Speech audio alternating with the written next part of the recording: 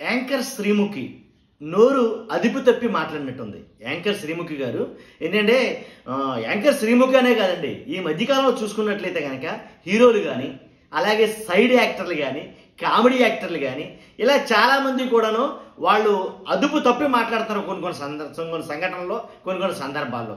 కాబట్టి అవి లేనిపోయిన తలపోట్లు వాళ్ళకి తెచ్చి పెడతాయి అనడానికి ఇప్పుడు జరిగినటువంటి ఈ సంఘటనే దానికి నిదర్శనం. ఎలా అంటే యాంకర్ శ్రీముఖి గారు ఏం మాట్లాడారో విన్న తర్వాత ఆవిడ మాటల్లోనే తర్వాత మనం మాట్లాడుకుందాం. ఒకసారి విందాం యాంకర్ శ్రీముఖి గారు ఏం మాట్లాడారు అనేది.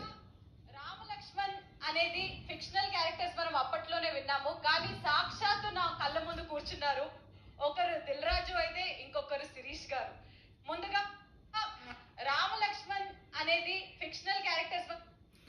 రాముడు లక్ష్మణుడు అవి ఒక ఫిక్షనల్ క్యారెక్టర్లు అనేది కనుక శ్రీముఖి గారు అవి ఫిక్షనల్ క్యారెక్టర్లు కాదు ఏంటి, మా మనోభావాలు దెబ్బతినేట్టుగా ఏంటి, అసలు హిందూ సంస్కృతి గురించి నీకు ఏం తెలుసు అని మాట్లాడుతున్నావు, హిందూ పురాణాల గురించి ఇతిహాసాల గురించి నీకు అసలు ఏమన్నా తెలుసా, నువ్వు అసలు హిందువేనా, కాబట్టి నువ్వు అలాంటి మాటలు ఎలా మాట్లాడుతున్నావు ఏంటి, ఏదైతే రాముడు లక్ష్మణుడు క్యారెక్టర్లు అంటావయ్యి క్యారెక్టర్లు కాదవి సజీవ సాక్ష్యాలు.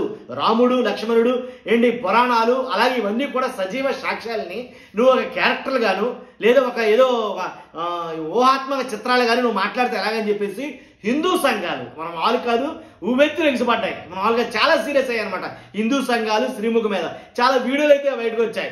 శ్రీముఖికి అర్థం లేకుండా మాట్లాడుతున్నా. ఏం మాట్లాడుతుందో తెలుసా నువ్వు, హిందువులందరినీ వాళ్ళ మనసుల్ని ఏంటి వాళ్ళ ఏదైతే ఒక నమ్మకం ఉంటుందో ఆ నమ్మకాన్ని నువ్వు ఒమ్ము చేసేటట్టుగా మాట్లాడమని చెప్పేసి శ్రీముఖి గారి మీద చాలా ఫైర్ అవ్వడం అయితే జరిగింది. హిందూ సంఘాలన్నీ చాలా సీరియస్ అయినాయి దెబ్బకి. ఏదైతే హిందూ సంఘాలన్నీ సీరియస్ అవడంతో యాంకర్ శ్రీముఖి గారు ఆవిడకి వెంటనే రియలైజ్ అయ్యి నేను మాట్లాడింది తప్పే కాబట్టి నన్ను క్షమించండి అని ఇంకో వీడియో అయితే రిలీజ్ చేయడం జరిగింది.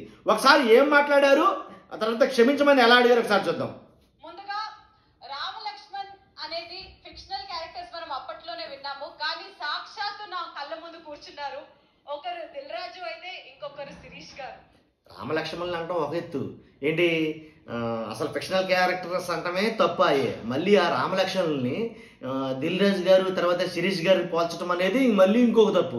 కాబట్టి పవిత్రంగా భావించే కొన్ని ఎవరైతే ఉంటారో కొంతమంది దేవుళ్ళని కానీ దేవతలు కానీ ఇలాంటి సామాన్య మనుషులతోటి పోల్చడం అనేది తప్పే నన్ను అడిగితే. కాబట్టి ఈ రెండు తప్పుల విషయం మీదగా శ్రీముఖి గారి మీద హిందూ సంఘాలన్నీ కూడా భయంకరమైనటువంటి కోపాన్ని అయితే ప్రదర్శించాయి. దాంట్లో ఎలాంటి డౌట్ లేదు. ఒక్కసారి ఏం మాట్లాడారు అనేది ఒకసారి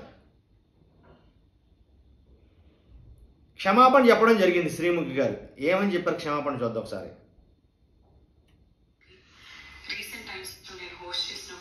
అందరికీ నమస్కారం, నేను మీ శ్రీముఖి. రీసెంట్ టైమ్స్ లో నేను హోస్ట్ చేసిన ఒక సినిమా ఈవెంట్ లో పొరపాటున రామలక్ష్మణుని ఫిక్షనల్ అనడం జరిగింది. నేను ఒక హిందువుని, నేను దైవ భక్తులనే, అందులోనూ రాముడిని అమితంగా నమ్మేదాన్ని. కానీ నేను చేసిన పొరపాటు వల్ల చాలా మంది మనోభావాలు దెబ్బతిన్నాయి.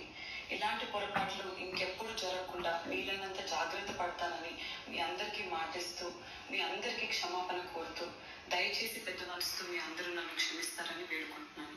జై శ్రీరామ్.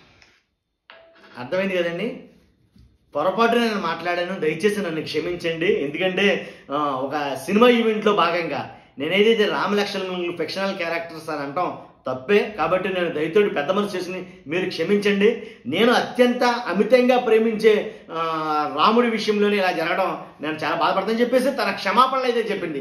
ఏదేమైనటువంటి సెలబ్రిటీలు కానీ హీరోలు కానీ లేదా ఎలాంటి యాంకర్లు కానీ మాట్లాడేటప్పుడు చాలా జాగ్రత్తగా మాట్లాడడం మంచిది. ఎందుకంటే పెదవి దాటితే పృథ్వీ దాడిపోతుంది. కాబట్టి ఆచితూచి మాట్లాడడం చాలా ఇంపార్టెంట్. మరి ముఖ్యంగా ఇలాంటి వాటిలో ఇంకొంచెం ఎక్కువగా కేర్ తీసుకోవడం చాలా మంచిదని నా అభిప్రాయం. చూస్తున్న మీరు అందరూ కూడా మీ అభిప్రాయం ఏంటి కామెంట్ రూపంలో తెలియజేయండి. మర్చిపోద్దు లైక్ చేయండి. కొత్త వాళ్ళైతే మన ఛానల్ పక్కాగా సబ్స్క్రైబ్ చేయండి. Thank you very much.